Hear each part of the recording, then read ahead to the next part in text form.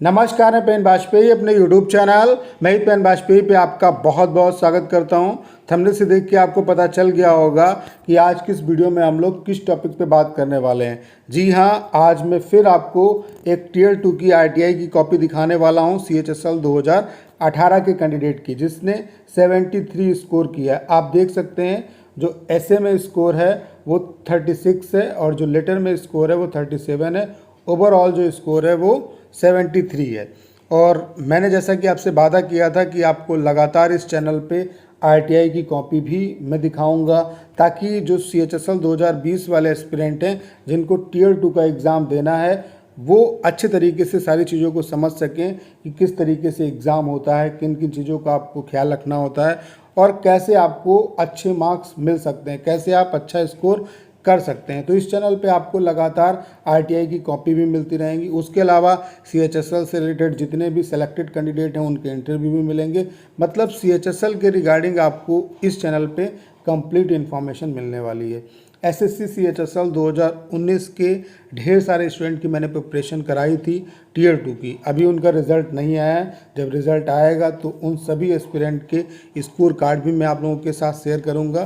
तो जो 2020 वाले बच्चे हैं उनको मैं सलाह देना चाहता हूं कि अगर आपके मार्क्स 150 प्लस हैं UR कैटेगरी से, तो आप अभी से टियर 2 की प्रिपरेशन करना स्टार्ट कर दीजिए। इसको हल्के में मत लीजिए, क्योंकि यहाँ पे दो ही चांस आपको मिलते हैं नंबर लाने के। एक तो आपका टियर 1 और दूसरा टियर 2। तो इसके रिगार्डिंग आप हमारे कोर्स को ज्वाइन कर सकते हैं। इसके बारे में अगर आपको कोई भी इन्फॉर्मेशन चाहिए तो आपको करना क्या है, 6307185699 इस नंबर पे आपको व्हाट्सएप पे मैसेज करना है। आपको इस कोर्स के रिगार्डिंग सारी इन्फॉर्मेशन दे दी जाएगी। तो आज फिर एक नए स्टूडेंट की कॉपी के साथ मैं आपको रूबरू कराने वाला हूँ।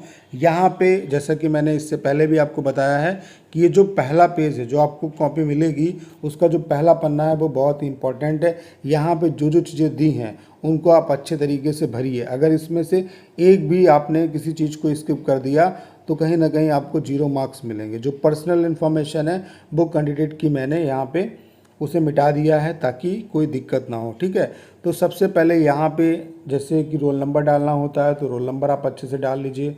सिग्नेचर करने होते हैं, बाएं हाथ के अंगूठे के निशान लगाने पड़ते हैं। और सबसे इम्पॉर्टेंट यहाँ पे मीडियम जरूर सेलेक्ट करिए कि आप हिंदी में लिखना चाहते हैं या इंग्लिश में। जैसा कि यहाँ पर टिक किया गया है हिंदी में, तो इसको अगर नहीं भरेंगे तो प्रॉब्लम आ सकती है, आपको 0 मार्क्स मिलेगा।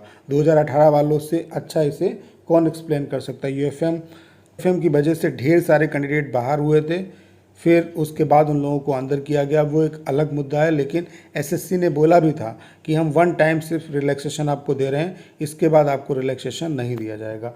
और जो सबसे इम्पॉर्टेंट है वो है इन्विजिलेटर के साइन।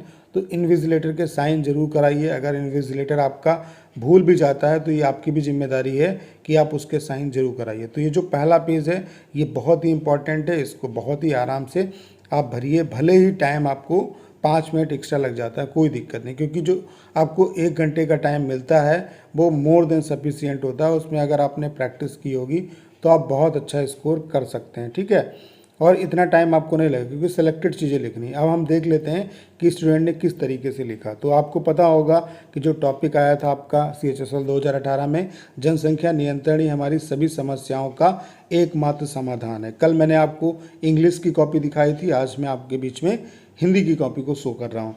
तो किस तरीके से लिखा है इसने वो देख लेते हैं। सबसे पहले मैं आपको समझा देता हूँ कि जो आपको ऐसे लिखना होता है वो 250 वर्ड में लिखना होता है। यहाँ पे प्लस माइनस आपका 10% होता है, यानी कि प्लस माइनस 10% का मतलब है 25 वर्ड अगर कम लिखते हैं तब भी कोई दिक्कत नहीं, 25 वर्ड ज़्यादा लिखते हैं तब भी कोई दिक्कत नहीं। लेकिन 25 वर्ड से ज़्यादा अगर आपने लिखा है तो फिर उससे आगे के वर्ड आपके चेक नहीं होंगे। जैसे 275 बना तो 275 से आगे लिखेंगे वो चेक नहीं होगा, 275 तक ही आपकी कॉपी जो है वो चेक की जाएगी। कुछ बातें और आप जान लीजिए, जैसे आपका जब एग्ज़ाम होगा तो आपको तुरंत ऐसा नहीं करना है कि तुरंत लिखना स्टार्ट कर देना है।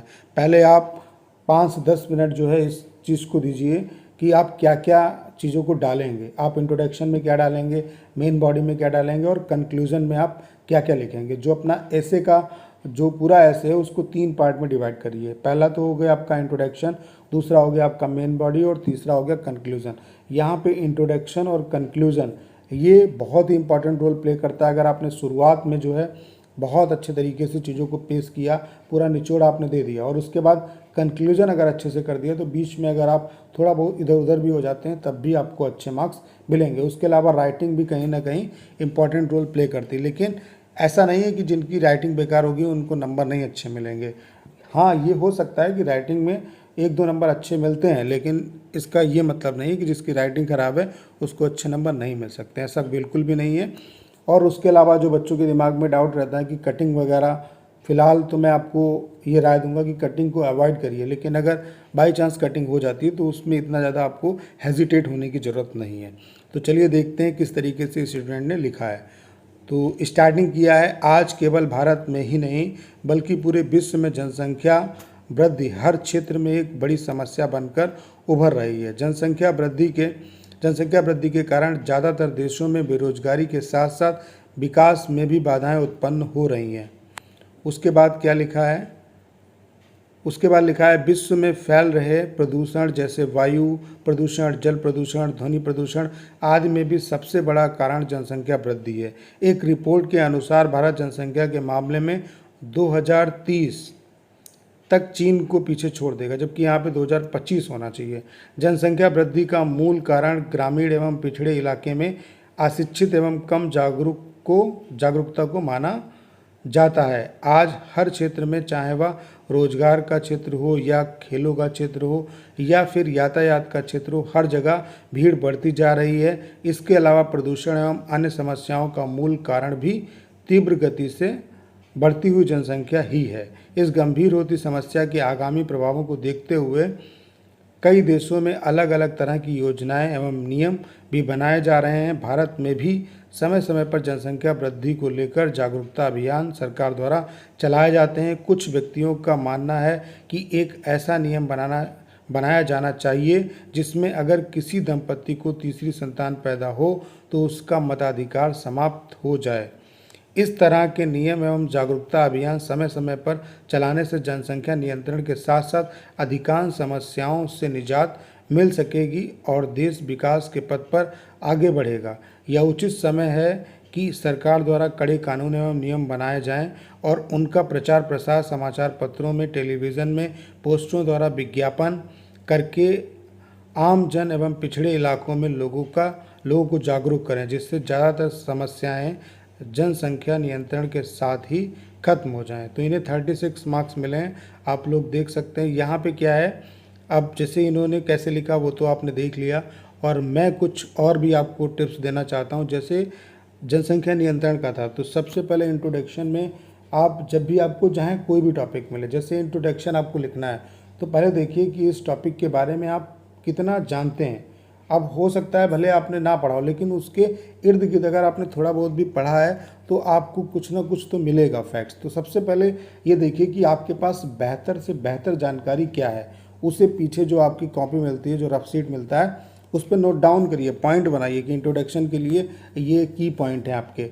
तो फिर उसमें फैक्ट्स भी डालने का प्रयास कीजिए। जनसंख्या के बारे में है तो जनसंख्या का फैक्ट्स बताइए, कितनी जनसंख्या ये भी बता सकते हैं, कब तक इसका डाटा जो है वो बढ़ेगा, कितनी परसेंट ग्रोथ से बढ़ रहा है, तो ये सारी चीज़ें। उसके अलावा और भी जितने ज़्यादा फैक्ट्स आप दिखा सकते हैं उनको आप क्या करिए, इंट्रोडक्शन में दिखाइए। उसके बाद जो कंक्लूज़न है, जैसे कि उसके अप्स क्या हैं, उसके डाउन्स क्या हैं, उनको आप जो है वो बीच में मिडिल पॉइंट में दिखाइए, आपका जो मिडिल सेक्शन है उसमें दिखाइए, और सबसे लास्ट में आप कंक्लूड कर दीजिए। वहाँ पे न्यूट्रल होके आपको अपना वहाँ पे क्या है कि अपना पक्ष रखना है, ठीक है, कि इसका समाधान क्या हो सकता है।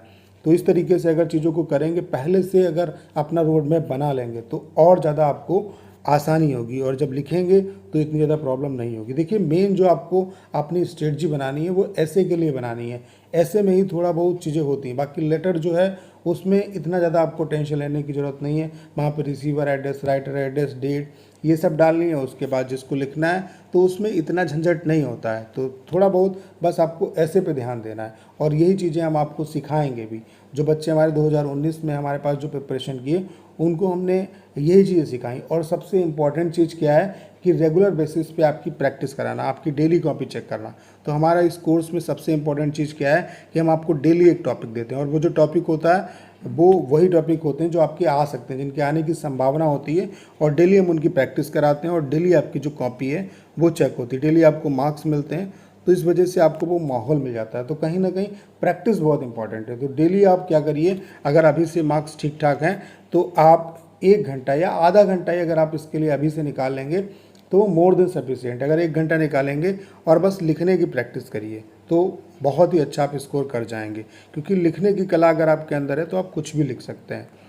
और ये जो है चीज़ें वो धीरे धीरे आती हैं, कोई भी स्किल आप तुरंत नहीं सीख सकते हैं, लेकिन धीरे धीरे अगर उस पर वर्क करेंगे तो ज़रूर सीखेंगे। अगला जो है वो लेटर का टॉपिक देख लेते हैं। आप शिवानी शिव निवासी, सीजीओ कॉम्प्लेक्स, लोधी रोड, नई दिल्ली 110003 अपने छोटे भाई नमन को पत्र लिखकर सेल फोन के अत्यधिक प्रयोग से होने वाली हानियों से अवगत कराएं। तो सीजीओ कॉम्प्लेक्स, लोधी रोड, नई दिल्ली, सब कुछ दिया हुआ था यहाँ पे। चूँकि ये इनफॉर्मल लेटर है तो यहाँ पे जो रिसीवर का एड्रेस है वो नहीं लिखा जाएगा। अब यहाँ पे अगर आपको डेट डालनी है तो आप जिस दिन आपका एग्ज़ाम है वही डेट डालिए, अदरवाइज़ और कोई डेट आप मत डालिए, ठीक है। प्री अनुज नमन, तो यहाँ पे देखो इसे यूएफएम हो सकता है मिला हो, लेकिन अनुज जैसे है, यहाँ पे अनुज वर्ड जो है वो कॉमन जेंडर में आ जाता है, तो हो सकता है इसको यूएफएम में ले ले। तो यहाँ पे नाम जब दिया है तो अनुज लिखने की ज़रूरत नहीं है, प्रिय नमन लिख सकते हैं। मैं यहाँ पर सकुशल एवं स्वस्थ हूँ एवं आशा करता हूँ कि तुम भी सभी परिजनों सहित सकुशल एवं स्वस्थ होगे। मैं यहाँ पर अक्सर देखता हूँ कि कुछ बच्चे काफ़ी समय सेल फ़ोन पर सोशल मीडिया एवं अन्य गेम्स पर व्यतीत करते रहते हैं। इसके अलावा समाचार पत्र में भी दिन पर दिन ऐसी खबरें आती रहती हैं जिससे किसी को सेल फ़ोन की वजह से हमने हानि हुई। सेल फोन के अत्यधिक प्रयोग से आंखें, मस्तिष्क आदि पर दुष्प्रभाव पड़ता है। इसलिए मैं अनुरोध करता हूं कि तुम भी सेल फोन का प्रयोग कम से कम करना, ताकि इन हानियों से बचे रहो। आपसे सेल फोन की प्रयोग कम करने की आशा के साथ माता पिता के चरणों में प्रणाम। और इन्होंने लिख दिया आपका बड़ा भाई शिव। तो फिलहाल लेटर तो उतना अच्छा नहीं लिखा है इन्होंने। यहाँ पे क्या है कि इन्होंने बाहरी चीज़ें ज़्यादा लिखी हैं। यहाँ पे क्या करना चाहिए कि कहानी जो है वो नमन के आसपास होनी चाहिए कि नमन आपने पहले तो उसके बारे में कुछ कांग्रेचुलेशन करिए कि आप बहुत अच्छा कर रहे हैं, लेकिन आप मैं सुन रहा हूँ, मुझे मिल रहा है, आपकी शिकायतें मिल रही हैं कि आप सेल फ़ोन जो है बहुत ज़्यादा यूज़ करते हैं, और उसकी कमियों को बताइए, और फिर इससे क्या क्या आपको नुकसान हो सकते हैं, और अगर आप जीवन में कुछ करना चाहते हैं तो इन चीज़ों को लिमिटेड टाइम दीजिए। ऐसा नहीं है कि इनको आप बिल्कुल छोड़िए, इनका सही अगर सदुपयोग करेंगे तो आप बहुत कुछ कर सकते हैं। तो इस हिसाब से अगर लिखेंगे, फिलहाल हर आदमी के लिखने का एक अलग अलग तरीका होता है, लेकिन मैं आपको सिर्फ ये बताना चाहता हूँ। देखो जो इस स्टूडेंट ने लिखा वो फ़िलहाल एवरेज लिखा है, लेकिन लिखा है।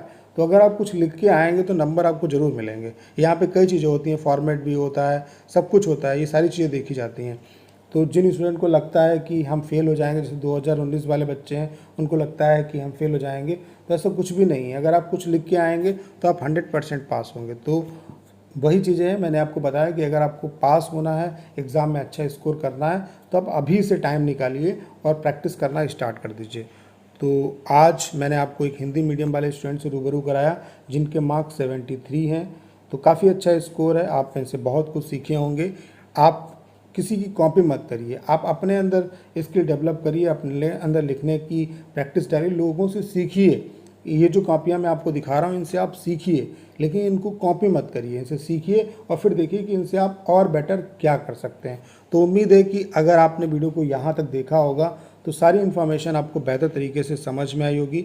बस करना क्या है कि इस वीडियो को ज़्यादा से ज़्यादा शेयर करना है। उसके अलावा अगर आप चैनल पर नए हैं और आपने अभी तक इसे सब्सक्राइब नहीं किया है तो प्लीज़ चैनल को सब्सक्राइब करना मत भूलिएगा।